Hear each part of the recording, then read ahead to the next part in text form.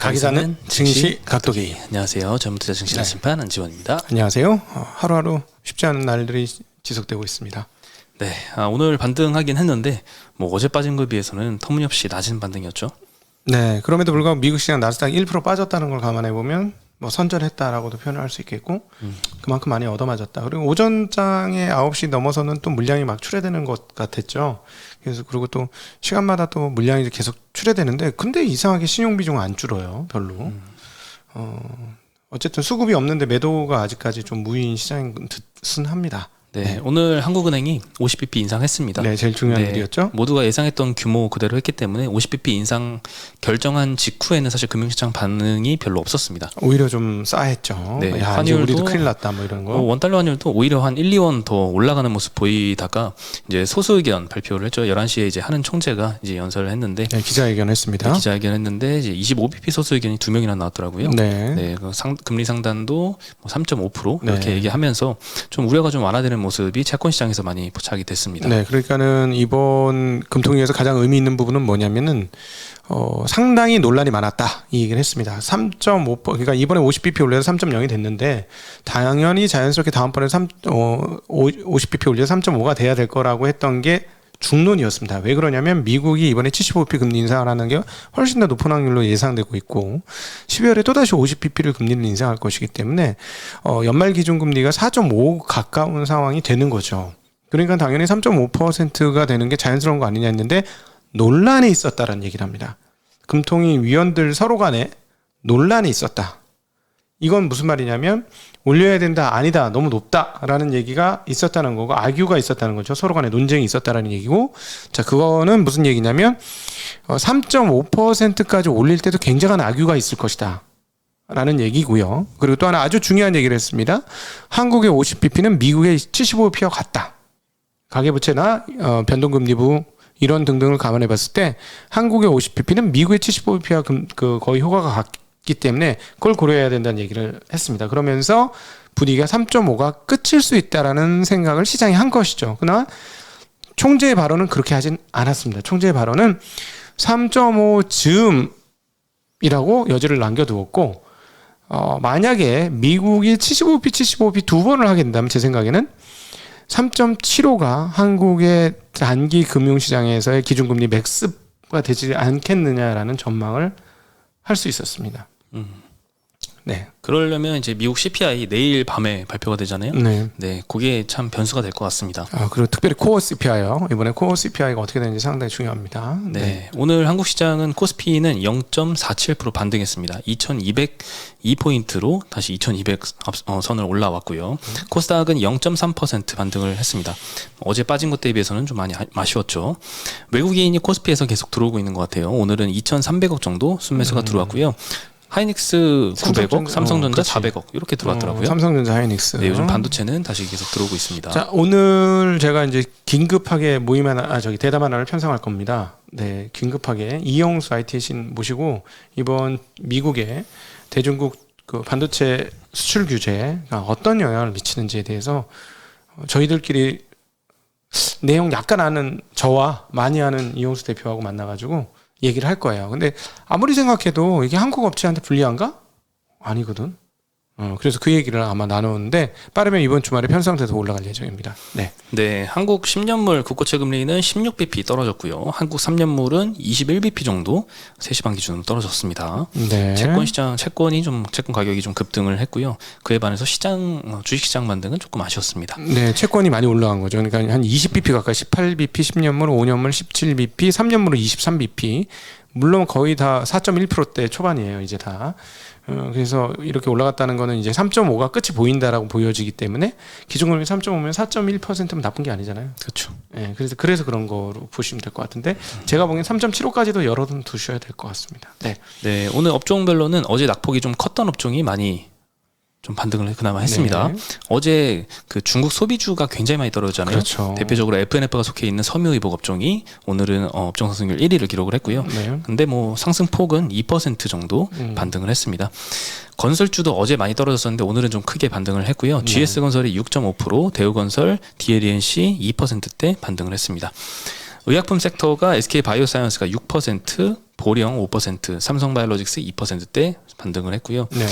철강금속에서도 어제 그 철강주들 굉장히 많이 떨어졌잖아요. 그렇죠. 포스코홀딩스만 괜찮았는데 오늘 뭐 세아베스틸 지주, 세아특수강, 포스코홀딩스는 어제도 그렇고 오늘도 마찬가지로 올랐고요. 네. 네, 어제 많이 떨어졌던 것들 오늘은 좀 반등을 했습니다. 네. 전기가스 업종이 제일 많이 하락을 했는데요. 뭐 삼천리, 인천도시가스, SGC에너지, 한국전력 다 많이 떨어졌습니다. 네. 한국전력은 오늘 하나증권에서 목표가 하향까지 나오면서 전기요금을 열심히 올리고 있지만 그래도 적자 누적되는 규모가 더 커져서 컨센서스가 지금 적자 폭이 계속 확대가 되고 있는 모습입니다. 네.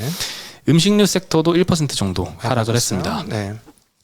네, 그리고 JP모건에서 이제 9월달 미국 CPI에 따른 시장 시나리오를 전망을 했는데요. 사실 어떻게 보면 당연하지만 일단 9월달 CPI가 전월달에는 8.3% 나왔는데 이번에는 조금 연기 기준으로 둔화된 8.1%를 전망을 했습니다. 시나리오는 8.1에서 한 8.3% 정도 수치가 나올 경우에 S&P 500 기준으로 한 1.5에서 2% 정도 하락할 것이다라고 전망을 했고 8.3보다 높게 나올 경우 전월보다도 높게 나오는 거죠. 이 경우에는 S&P 500이 5% 폭락할 수 있다고 보고 있습니다. 네. 반면에 물가가 생각보다 낮게 나올 경우 7.9%를 만약에 하회한다면 시장은 한 2, 3% 정도 급등할 걸로 지금 보고 있네요. 뭐 시나리오별로 뭐 상승 하락 시나리오는 당연한 거지만 8.3보다 높게 나오면 정말 암울할 것 같습니다. 이미 3일 빠졌잖아요. 미국 시장 나스닥은 지금 5거래일 연속 빠졌는데 네. 약간 반영했을 것 같은데. 예전에 네. 물가 그 CPI 발표 직전에 사람들의 기대는 좀 물가가 좀 이제 안정화되고 피크아웃 찍을 거다 이런 네. 기대가 많았는데 사실 지금 상황은 물가가 쉽게 둔화되기 어려울 거다라고 모두가 생각하고 있는 와중이잖아요. 네. 그래서 생각보다 실제 수치가 좀 물가 상승률이 낮게 나오면 좀 시장 반등이 좀 세지 않을까 이런 생각도 들고. 뭐 5% 폭락까지는 않을 것 같고 한 지금 5거래일 연속 빠졌으니까 올라도 2, 3% 내려도 2, 3%일 것 같은데. 예. 뭐 윗공간이 확 열린 것 같지는 않고 또 그러니까 네. 근데 이제 어쨌든 저희 쪽에서 좀 다양한 뉴스라고 봤던 것은 코어 CPI에 대한 전망치가 전월보다 조금 더 나빠져서 6.3이 될 것이다. 6.1이었는데 이렇게 전망 컨센이 바뀌었죠. 시장 컨센이. 이거는 긍정적인 뉴스다 이렇게. 전월 대비 물가 상승률은 여전히 다 올라갈 걸로 지금 컨센이 형성되고 있죠. 네. 네, 물가가 둔화가 참 쉽지 않네요. 근데 9월달 그 근본적인 건 뭐냐면 이게 위로든 아래로는 다 막혀. 5거래일 연속 빠졌으니까 위로도 막혀 있고 그렇다고 저 밑으로 또 막혀 있고 그렇다고 위로도 세게 올라가기가 좀 그렇다는 게 8%가 나오면 헤드라인 8%뭐 저 코어 6% 나오면 그건 낮은 거냐는 거죠. 근데 게다가 그게 9월이거든요. 9월이었으면 떨어졌어야 되잖아요. 금리 인상이 확실하게 눈에 띄던 거니까 기대 인플레이션도 떨어지고 하나도 안 떨어졌다는 거예요. 네.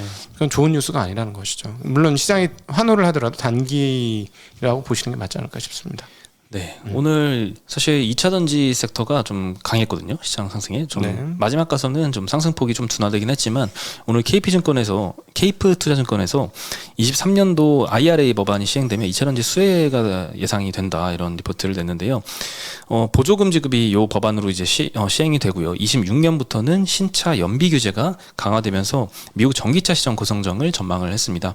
미국 시장을 중요하게 보는 이유는 배터리 탑재량이 뭐 중국이나 이런 데 대비해서는 높기 때문인데 일반적으로 승용차에는 35에서 70kWh 배터리가 탑재가 되고요. SUV는 약 95kWh, 픽업 트럭은 많이 탑재가 되네요. 최대 120kWh가 탑재가 되는데요.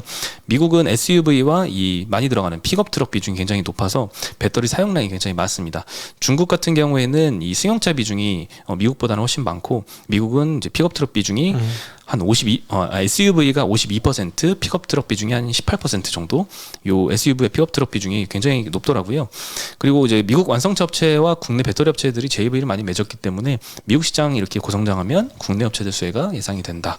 네, 이런 리포트였고요. 그리고 이 2차전지 섹터 내에서도 몇 가지 요즘에 좀 거론되는 이슈가 있죠. 어저께 SKC가 많이 폭락을 했는데 일진 머티리얼즈를 롯데케미칼이 인수하기로 했죠. 근데 롯데케미칼은 그 이슈 이외에도 오늘 배터리 소재 업체로 변신한다라는 IBK 증권의 리포트도 있었습니다. 뭐 유기용매 시장 고성장 전망을 했는데요. 롯데케미칼이 3,500억 정도를 투자해서 대산 공장 내에 배터리 유기용매 생산 시설을 짓고 있는데 현재 이 중국 업체들이 과점하고 있는 시장이라서 국내외 전액 업체들이 이 고객사 이 중국 조달처를 좀 다변화시키려고 한다고 합니다. 네. 그래서 이 롯데케미칼의 수혜를 전망을 하고 있고 미국의 배터리 유기용매 수요가 올해는 8.8만 톤 정도가 되는데 2030년에는 거의 100만 톤 가까이 매년 30% 이상씩 고성장할 것으로 전망을 하고 있습니다. 롯데케미칼은 이에 따라서 북미 시장 진출도 예정이 돼 있어서 수혜를 볼 것 같다. 요 유기용매 시장 이 고성장 전망이 사실 오늘 롯데케미칼이 6%나 급등했는데 일진머티리얼즈 인수보다는 이게 좀 더 중요한 이슈가 아니었나 싶습니다. 네.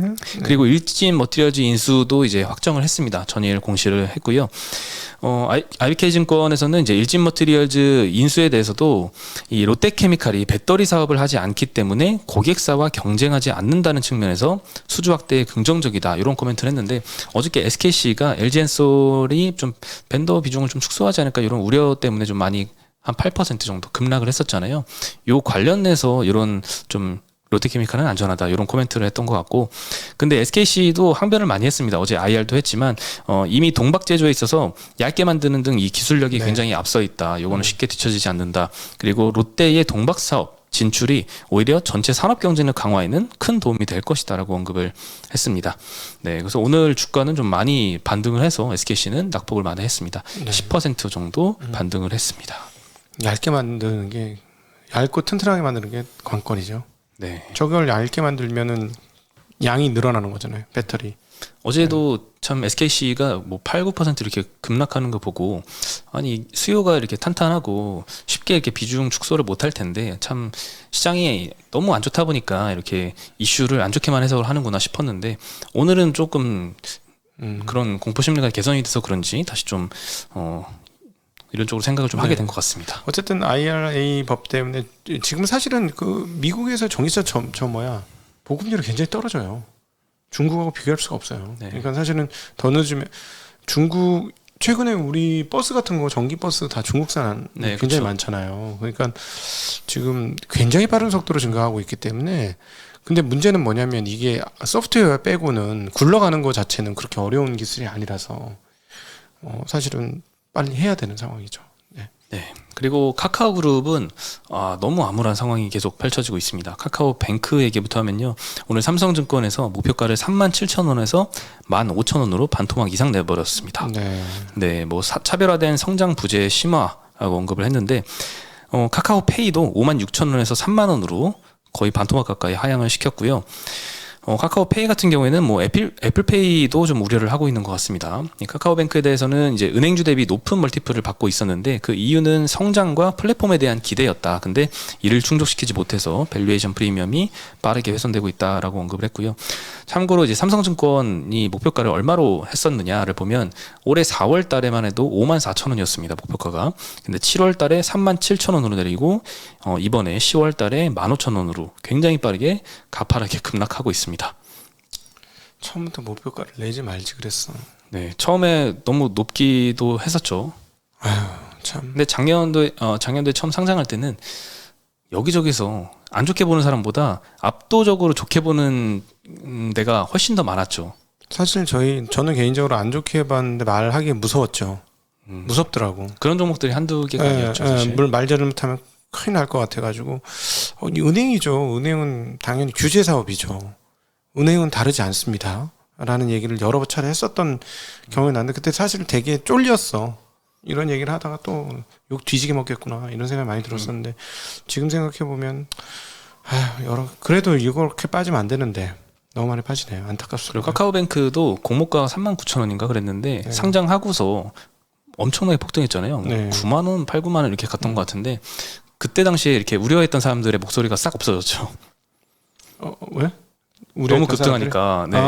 네. 이게 도대체 이건 은행이지 어떻게 플랫폼이냐 어떻게 이렇게 다른 신한지주 이런 데에 비해서 그렇죠. 높은 멀티플 받냐라고 했던 사람들이 주가가 이렇게 올라가다 보니까 목소리가 작아졌는데 결국에는 또 이렇게 목표가가 다 이렇게 내려오면서 컨센이 하방으로 또 형성이 되고 있습니다. 그렇게 얘기했던 기억이 나긴 한데 그래도 너무 안타깝네. 이 상황들은 진짜 너무 안타깝습니다. 네. 네. 그리고 이제 키움증권도 오늘 카카오뱅크 리포트를 냈는데 목표 주가를 2만 원으로 하향을 했습니다. 여전히 이제 삼성증권보다는 많이 높은 상태이긴 하죠. 그래도 성장성이 전혀 없다고 보기는 좀 힘들 것 같은데 왜냐면 되게 편리하지 않아요? 편리하죠. 네, 편리하고 해서 신규 진입이라든가 향후에 영업할 수 있는 거 젊은 사람들에 대해서 영업할 수 있는 공간은 굉장히 많을 것 같은데 무조건 안 좋게 볼 필요는 더 100% 은행이라고 보기에도 조금 다른데 좀 가벼워요. 일반 은행에 비해서. 일반 은행은 굉장히 무겁거든요. 네. 네. 근데 일반 은행에 비해서 이렇게 엄청나게 목표 멀티플을 좀 높게 받는 이유는 독점할 거다라는 먼 훗날의 기대감 때문이잖아요. 쿠팡도 마찬가지고. 네. 근데 이제 그렇게 되긴 좀 힘들 거라는 생각이 좀 많이 좀 생기고 은행업은 있습니다. 특성상 그렇게 안 되죠. 그렇죠. 규제도 점점 그걸 가로막고 있고요. 네. 네, 기업일권에서는 이제 대출 성장률 쪽으로 좀 언급을 했는데요. 이 주택담보대출과 자영업자 대출이 특히 기대 이하의 대출 성장률을 기록할 것이고 신용대출 성장률은 특히나 이제 마이너스를 지속을 할 것이다라고 보고 있습니다. 게다가 금리 상승 기조 때문에 주택 시장이 계속 부진하면 대출 성장률은 더 부진할 것이고 이자이익 부분 말고 비이자이익 부분 역시 기대 이하의 실적을 기록할 것으로 전망을 했습니다. 네. 네, 주가가 고점 대비 80%나 하락을 했더라고요. 공모가 대비해서도 55% 하락을 해서 참 이 직원들은 어떡하냐? 직원들이 사실 우리 사주가 문제인데 직원 평균당 한 4억 원 정도 이 매수를 한 상태라서 당연히 이제 대출이 많이 껴있겠죠. 크래프톤도 마찬가지 상황인데 저거 노예되네 그러면은. 연봉 얼마나 받을지 모르지만 사업 받아가지고 그 돈 갚으려면은 계속 일해야 되네 회사에서. 그렇죠. 손실이 좀 크긴 나가는 하죠. 순간 은행에서 바로 갚으라 그럴 테니까 나가지도 못하고. 네. 네. 그리고 뭐 최근에 임원진들이 자사주 매입을 하면서 좀 끌어올리겠다 했는데 규모가 너무 미미합니다. 전체 주식수 대비 한 0.01%라서 시장에서는 전혀 주목을 하지 않고 있습니다. 그리고 카카오뱅크 말고도 카카오 게임즈도 걱정이 좀 태산인데요. 이건 진짜 좀 이건 좀 안타깝죠. 네. 게임사를 또 분할하는 거 아니야? 분할해서 이렇게 된 건데. 마치 그 한국조선해양과 같은 그런 이 삼중 상장의 이제 가운데 중간 지주사처럼 이제 카카오 게임즈가 바뀔 것 같은데 라이온하트가 이제 자회사로 있는데 이걸 상장을 할 예정이죠. 네, 근데 오딘 만드는 회사. 네, 라이온하트 스튜디오가 이익의 대부분을 차지하더라고요. 오늘 찾아보니까 증권신고서에 보면 이제 라이온하트 상반기 22년도 상반기 영업이익이 1,100억입니다. 근데 카카오 게임즈의 상반기 영업이익이 1,200억입니다. 그러니까 카카오 게임즈한테는 라이온하트가 거의 뭐 전부와 다름없는 자회사거든요. 그러면은 라이온하트 가서 라이온하트가 제값 받는다. 뭐 멀티플 뭐 20배 받아. 게임 업체 멀티플 받아서 그러면 카카오 게임즈는 어떻게 되는 거라? 이미 지금 증권신고서 기준으로 희망 목표가 상단이 PER 한 25배 정도로 네. 계산을 밸류에이션 할 때는 25배 정도를 추산을 했는데 목표가 상단 기준으로 시총이 4.5조 원입니다. 근데 현재 카카오 게임즈 시총은 3조 원이라서 현대중공업과 같은 비슷한 사례죠. 네. 모회사보다 자회사가 훨씬 더 기업 가치가 높게 상장이 되면 카카오 게임즈는 당연히 할인을 받을 수밖에 없죠. 정말 미치겠네. 진짜 돌겠다. 또 4.5조? 근데 이제 이거를 카카오 다른 회사들처럼 이제 물적 분할해서 이중 상장하는 그런 잣대로 카카오 게임즈를 볼 수는 없어요. 이게 원래부터 이제 있었던 자회사를 분할시켜가지고 상장한 케이스는 아니고 스타트업일 때 투자를 해가지고 이걸 성공적으로 엑시트하는 과정이긴 하거든요. 카카오 게임즈 입장에선. 근데 이제 카카오 게임즈의 주주 입장에서는 이미 카카오 게임즈가 상장을 하고 나서부터 이 라이온하트의 기업 가치를 많이 포함을 시켜서 받았는데 그러니까 오딘을 떨어져 나가면 카카오 게임즈가 했다고 생각하지 그 동안에는. 그래서 이중 상장 결국에는 뭐 결과적으로는 의도가 어찌됐든 이중 상장은 맞죠. 죽겠네 진짜. 네, 그래서 오늘 뭐 카카오 게임즈가 3% 추가적으로 하락을 했습니다. 그럼 또 저 분할되면 또 저 4.45조 블라블라 받으면은 또 참나 미치겠네 진짜. 물타기 왕들이네. 그러게요. 막 조단위 물타기 배우들이 왕들이야, 많이 진짜. 올라오고 있습니다. 이제는 네, 그리고 좀 깜짝 놀랐던 공시가 락앤락이라는 회사가 시가 배당률 23% 규모의 폭탄 배당을 실시를 했습니다. 네, 9월 30일 기준으로 이제 배당 기준일이 확정이 됐고요. DPS 이 주당 주는 이제 배당금이 1,653원입니다. 전일 종가가 6,500원대인데 요걸 기준으로 보면 20%대 엄청나게 높은 배당 수익률이고요. 총 분기 배당 금액이 830억 원입니다. 이건 연말 배당도 아닌데 규모가 굉장히 큽니다. 최근 3년간 배당한 적도 없는 회사라서 굉장히 이례적인 결정이었는데 지분 70%를 들고 있는 이 어피너티 사모펀드의 엑시트용 배당으로 추정이 됩니다. 그리고 뭐 일회성 배당으로 판단을 해서 주가 반응도 없습니다. 보통 이렇게 많이 배당을 예전에 안 하던 회사가 갑자기 시행하면 앞으로도 계속 할 거다라는 기대가 있으면은 주가가 반응을 하는데 이번에는 없었고 게다가 공시는 이제 배당 기준일에 이미 지난 상태에서 많이 주겠다라고 공시를 했기 때문에 이 배당을 보고 들어갈 수도 없습니다. 이것도 이제 미국하고 좀 기준이 다른데 미국은 우리가 배당금 얼마 줄게라고 공시를 한 이후에 배당 기준일이 확정이 되기 때문에 공시를 보고 배당 받고 싶은 사람은 그 다음에 들어가 됩니다. 물론 시장가로 빠르게 반영이 되겠지만요. 그래서 우리나라하고는 그게 좀 거꾸로 되어 있는 상태이고 이 어피너티 사모펀드도 이 배당을 많이 가져가지만 처절한 사실 엑시트를 위한 몸부림으로 볼 수밖에 없습니다. 2017년도에 락앤락을 18,000원, 주당 18,000원에 인수를 했는데 뭐 M&A 자문료, 이자 등등 고려하면 주당 2만 원 정도가 BEP입니다. 근데 주가가 지금 인수한 이후에 현재까지 한 60% 정도 하락을 했습니다. 네. 기존에 이제 인수금융도 많이 받았는데 뭐 이자율도 한 4%대 그리고 이번에 또 3년 만기 연장을 대주단에 요청을 했다고 합니다. 아마 금리는 당연히 시장가대로 좀 높아지겠죠. 그리고 최근에 이제 락앤락의 국내외 자산들을 많이 매각을 하고 있고 배당을 통해서 뭐 유동성을 많이 확보를 하고 있는 상황입니다. 회사 그냥 뽑아 먹는 거죠. 골수를. 이거는 그렇죠. 어떤 사모펀드의 전형이죠, 사실. 네, 이거는 뭐 성장하는 거의 배분이 아니라 골수를 빼먹는 겁니다. 이거는. 아, 참 안타깝네. 오늘 안타까운 뉴스 참 많네요. 네. 네. 예. 오늘 소식은 여기까지입니다. 예. 아, 어쨌든 미국의 하락에도 불구하고 한국은 금리 인상이 있었음에도 불구하고 일단 숨고르기에 조금 들어갔다는 점은 좀 다양한 점이고요. 근데 어제 워낙 많이 빠졌습니다. 네. 네, 그거 많이 빠진 다음에 소폭 반등하고 또 많이 빠진 다음에 소폭 반등하고 요게 연속돼 가지고 네. 계속 어려운 상황이 지속되고 있고 그리고 또 내일 밤에 미국 CPI가 참 큰 변수일 것 같습니다. 그리고 오늘 미국 시장에 빠졌던 내용은 사실 한국하고 별로 상관없는 거예요. 지금 사실 나스닥 1% 빠진 데는 반도체가 가장 큰 혁혁한 공을 했는데 한국 반도체는 올랐으니까 그거하고 상관없다라는 거는 시장이 알았다는 거는 뭐 다양한 점이 아닌가 싶습니다. 네, 그럼 오늘 저희는 여기서 인사드리겠습니다. 네, 안녕.